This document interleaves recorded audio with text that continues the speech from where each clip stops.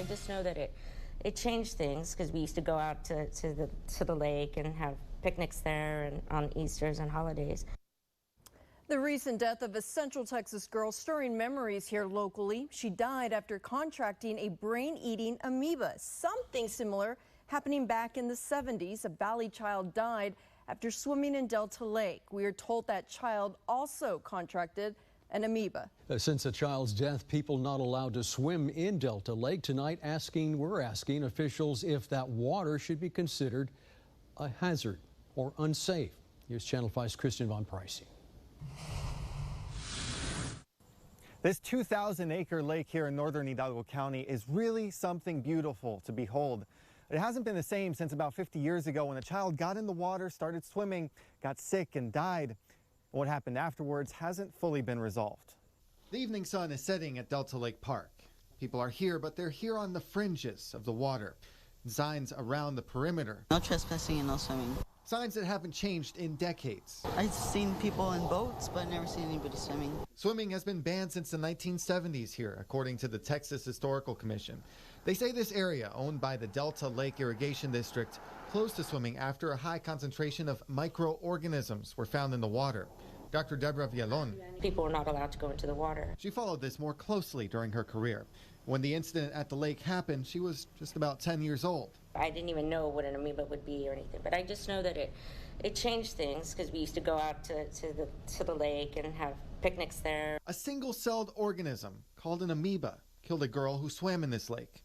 A rare occurrence, little understood. We didn't know. Dr. Villalon and her students went out years ago to try to figure out what was in the waters.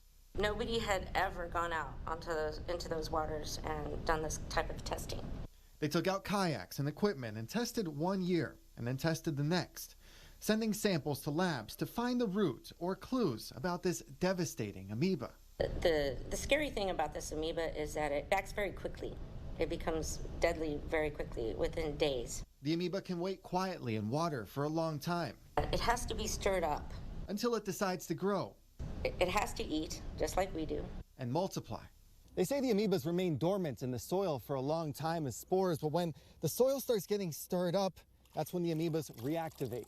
Villalon says it's so devastating because an amoeba that winds up in someone's nose has one source for food. The only resources is brain tissue. It's got nothing else. An amoeba eats and then multiplies, more copies of itself, which eat too. Dr. Villalon's team did not find any more amoeba when they did their research. She also says, and the state of Texas agrees, what happened here can happen in any warm lake or river. I know that we're afraid of something that is probably already there anyway. She says she hopes more research can be done, and she hopes people enjoy themselves and be careful. And for this story, we also spoke to the Department of State Health Services, and they repeat that these incidents are very rare. And for that reason, Christine and Oscar, they say it would be too much to warn people to stay out of lakes and rivers in the state of Texas. Yeah, so Christian, so at this point, what are health officials suggesting? So they say avoid waters in Texas when it's shallow and when it's warm. And in southern states like Texas, we have a lot of warm waters as well.